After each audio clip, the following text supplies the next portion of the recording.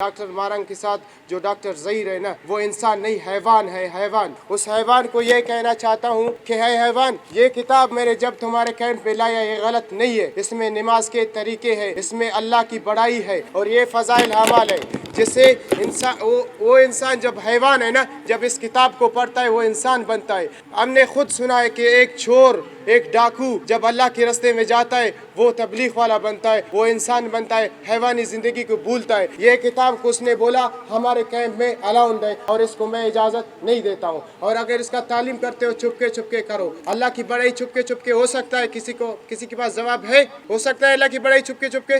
नहीं हो सकता है।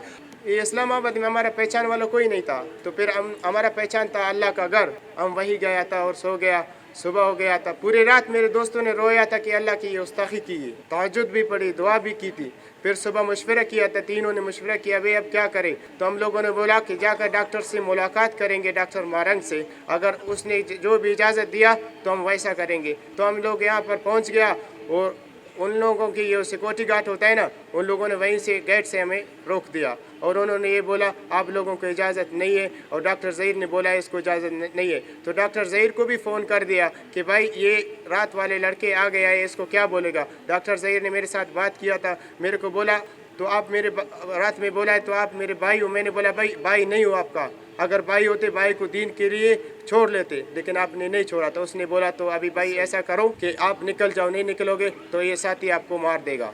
तो पे निकल गया, दूसरे काम पर आ गया। अल्हम्दुलिल्लाह हमारे स्वागत भी की थी, अच्छी तरह से खिदमत भी की, चाय भी पिलाया था और ये किताब को इतनी इज़्ज़त दी थी ना, उन लोगों ने बोला आज के बाद इस किताब की तरगीब यहीं दो, आपको इजाज़त है। तो अस्सलाम वालेकुम, यही मेरी बात है। शुक्रिया।